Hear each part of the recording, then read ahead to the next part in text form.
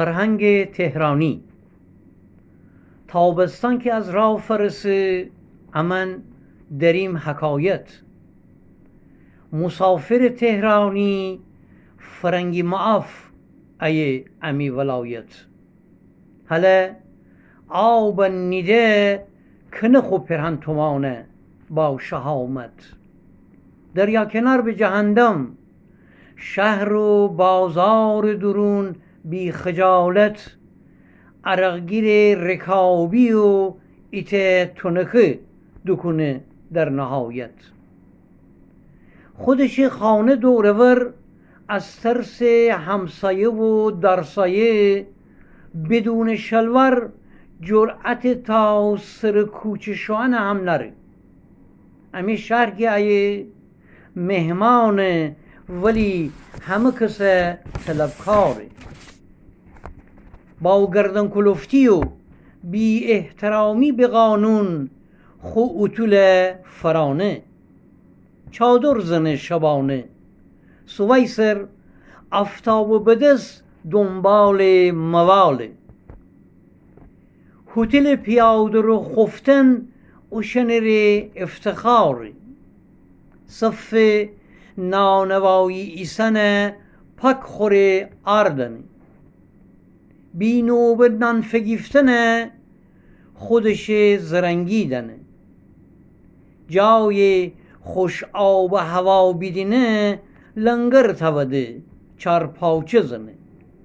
وقت نهار دشکنه خرکاره درون چند مرغانه. بعد بخور و خور اشغال پشغال هوی فکونه ویریزه. لندهور با بی ادبی جاده کنر بفا ایسه دیمیزه. بازین گو موقع تعریف کنه از فرهنگ تهرانی که چنقدر تمیزه. با اشتلم تعارف شبدالعظیمی کنه همی ورجه. تهران که فرسه با خالی بندی گلز کنه خوب فامیلن ورجه. کشیمی جا خالی بخوردیم دیلمان کباب بره انزلی هم دیویجه.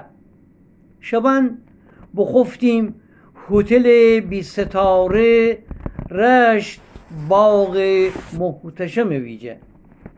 اصلا اگر روزگاری مهمانی ویشی ایت تهرانی ورجه اول و ورستره چند روز میخواهی بمانی در اینجا. پیلیگورو خونه و ترکه نهار ایت دیزی بنه تی ورجه. تا توبه بکنی ده مهمانی نی تهرانی ورجه.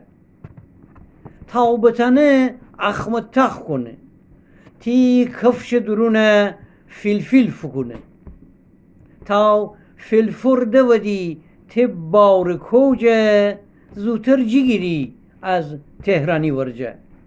تو گیله که خوش قلب و مهربان بی شیر و پیله تی جان قربان. فرهنگ تهرانی ویشتر از انیه تسکدیل نوابستن.